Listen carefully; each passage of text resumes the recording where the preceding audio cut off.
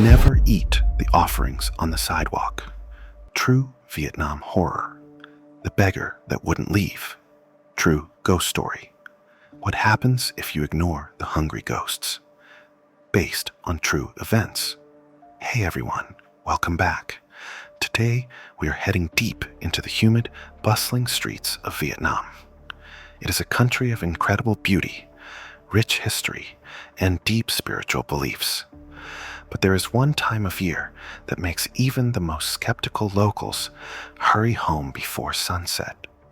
It is the 7th lunar month, known as Thang Co Hon, or the month of lonely spirits. The belief is that the gates of hell open, allowing spirits to roam the earth, specifically the Con Ma Doi, or the hungry ghosts. These are souls that were not given a proper burial, or have been forgotten by their families, cursed to wander with swollen bellies and needle-thin throats, forever starving but unable to swallow. One local man thought these rituals were just a waste of good food, until he found himself eating dirt from a flower pot in the middle of the night. Stick around until the very end of the video, because I'm going to explain the specific cultural ritual meant to appease these spirits, and why missing one small detail might invite them into your home. Our first story takes us to the Old Quarter of Hanoi. It is a place of narrow streets, ancient architecture, and food stalls that have been running for generations. There was a man named Tuan who ran a very successful late-night chow, or rice porridge stall. Tuan was a hard worker, but he was also a man of strict logic. He didn't believe in luck. He didn't believe in ghosts, and he certainly didn't believe in wasting inventory. It was the middle of the ghost month. The streets of Hanoi were filled with the smell of burning incense and paper money. Every shop owner on Tuan Street had set out a small tray on the sidewalk containing popcorn, boiled sweet potatoes, and watery rice porridge. This is the offering for the wandering souls, the hungry ghosts who have no family to feed them. The idea is to offer them a meal outside so they don't come inside. But Tuan refused. He told his wife that throwing food on the sidewalk was like throwing money in the trash. When his wife tried to set out a small bowl of porridge secretly, Tuan caught her. He took the bowl, poured it back into the main cooking pot, and told her to serve it to the next customer. He said the dead don't eat, only the living pay. That night, the air was unusually heavy.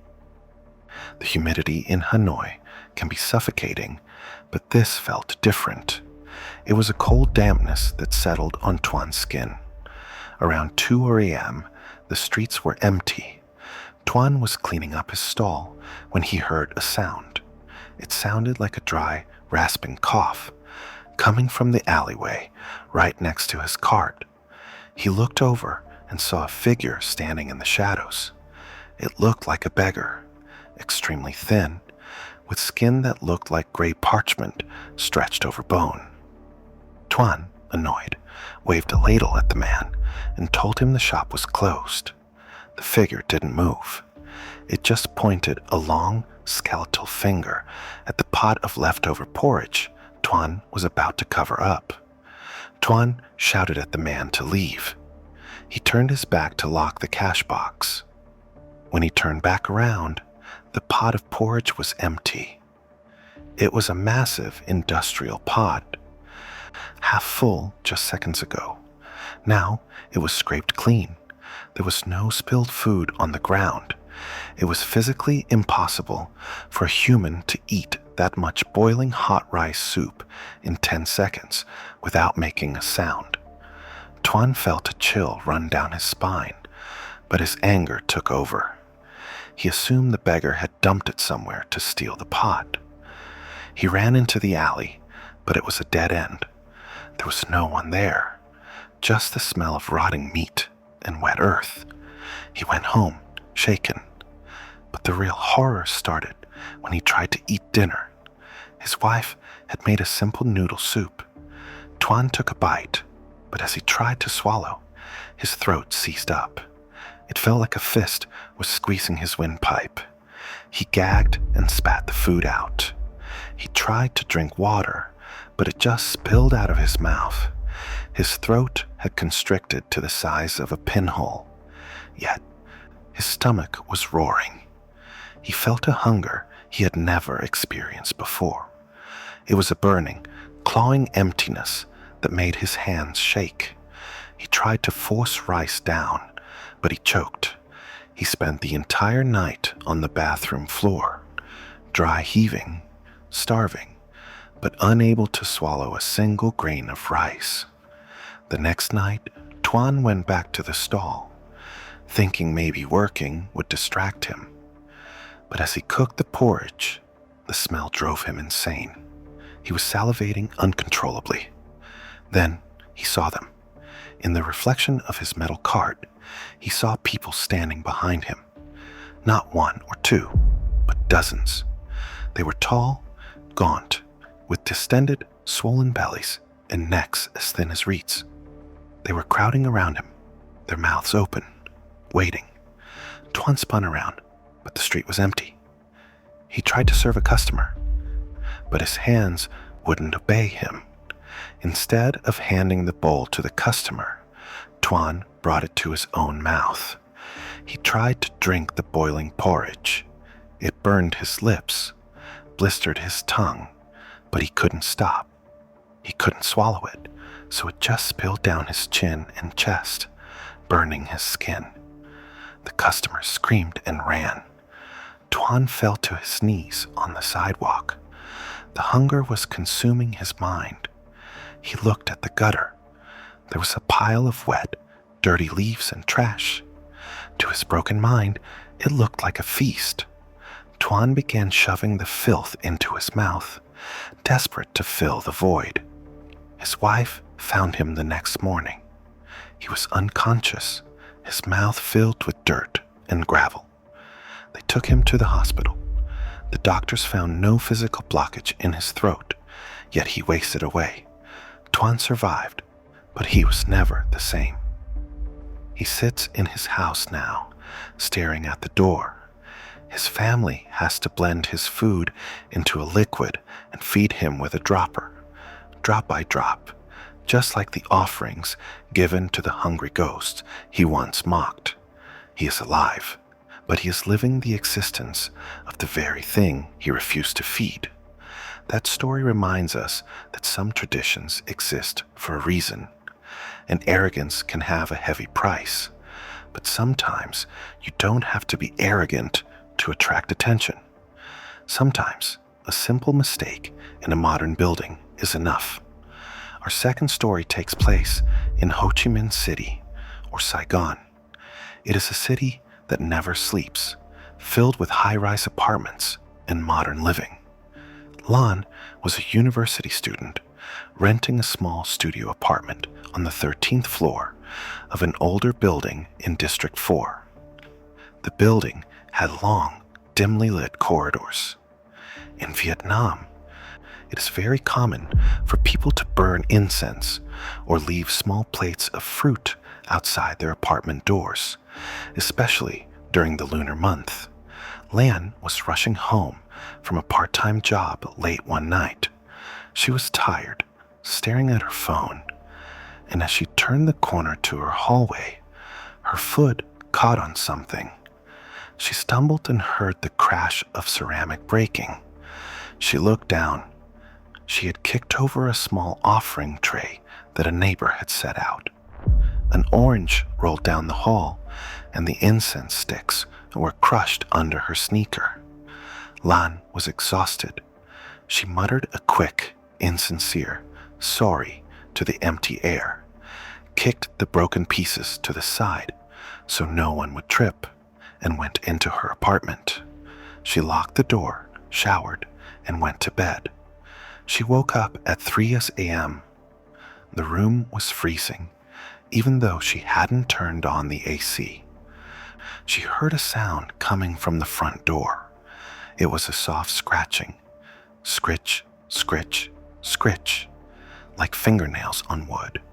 Lan assumed it was a rat, or maybe the neighbor's cat. She pulled the blanket up. Then the scratching stopped, and a voice spoke. It was a child's voice, but it sounded wet and gurgling. "You owe me." Lan sat up, her heart pounding. She thought maybe a child was lost in the hallway. She walked to the door and looked through the peephole. The hallway light was flickering. Standing right in front of her door was a boy, maybe 7 or 8 years old. But something was wrong. His skin was bluish gray. He was wearing tattered clothes. But the most terrifying thing was his stomach. It was distended, huge, and tight, like a balloon ready to burst, while his arms and legs were just sticks. He was looking down at the ground. Then his head snapped up. He didn't have eyes, just dark, empty sockets. He opened his mouth, and it was a black void. "You knocked over my dinner," the voice gurgled. Lan backed away from the door. She grabbed her phone to call the police, but there was no signal. Suddenly, the smell hit her. The smell of rotting fruit and decay filled her small apartment. She ran to the kitchen. The fresh apples she had bought that morning were black and oozing liquid. The bread on the counter was covered in green mold. All the food in her house had rotted in an instant. Bang! Something hit the door hard. The wood splintered. "I'm still hungry," the voice screamed from the hallway. Lan ran to the bathroom and locked herself in. She could hear the front door handle turning. She had locked the deadbolt, but she heard the metal groaning. Then, silence. Lan sat in the bathtub, shaking, holding a kitchen knife. Hours passed. The sun began to rise. She thought it was over. She unlocked the bathroom door slowly. Standing in the middle of her living room was the boy. He wasn't solid.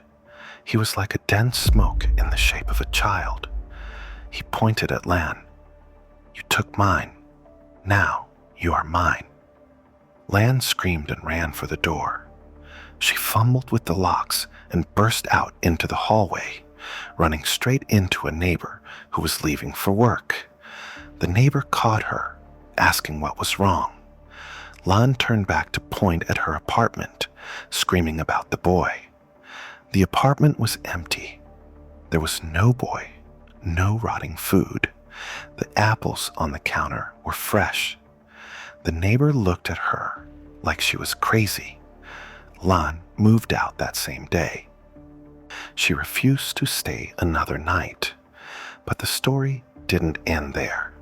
A few weeks later, the neighbor who helped her called. He told her that the previous tenant of that apartment had been a single mother who starved her child to death in that room years ago. The neighbors put out offerings, specifically to keep the boy's spirit calm. When Lan kicked it over, she broke the truce. Lan is still alive, but she is terrified of food. She claims that every time she sits down to eat, she sees the boy sitting across from her, watching her with those empty sockets, waiting for her to drop a crumb. That story is a terrifying reminder that in high-density cities, we often live on top of tragedies we know nothing about. But our final story moves away from the city and onto the lonely roads of the countryside, where the isolation makes the supernatural feel much more personal. This story comes from a man named Min, who worked as a motorbike taxi driver in Dalat. Dalat is a beautiful city in the mountains, famous for its pine forests, French colonial villas, and thick, rolling fog. It It is also considered one of the most haunted places in Vietnam. Min was finishing his shift. It was late, almost midnight. The fog had rolled in thick, making visibility very poor. He received a ride request from a location near an old abandoned villa on the outskirts of town. He hesitated.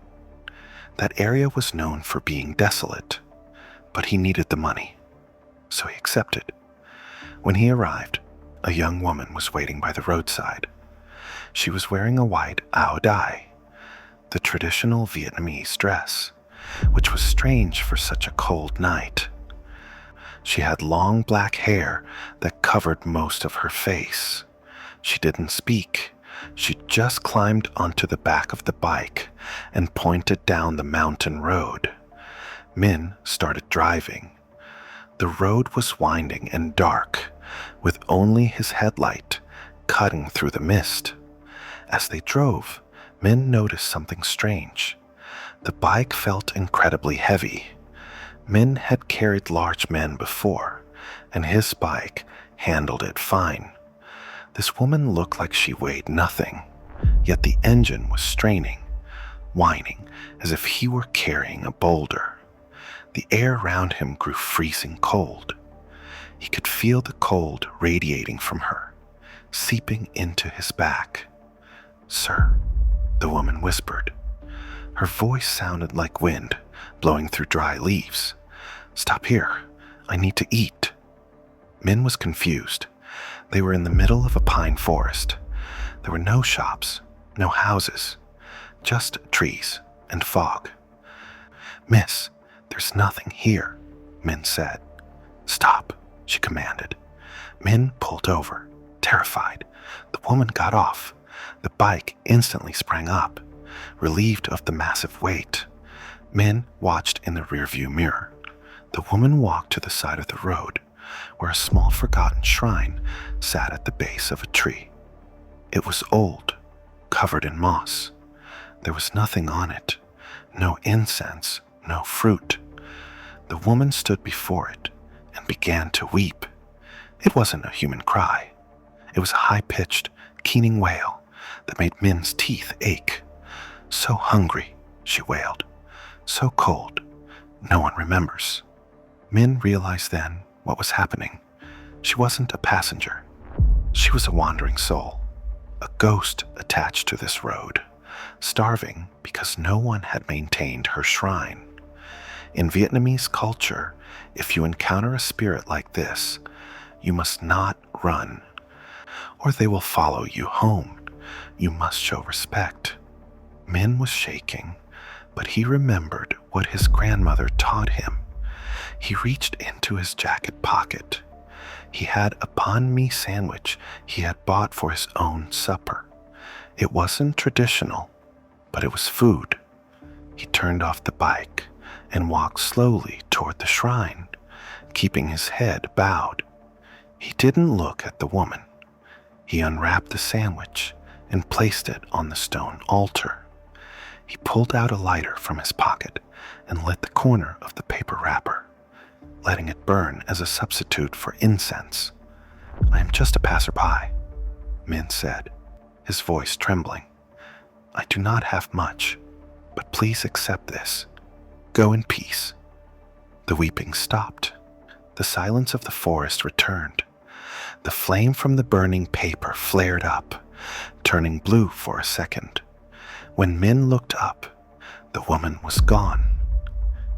He ran back to his bike. It started on the first try.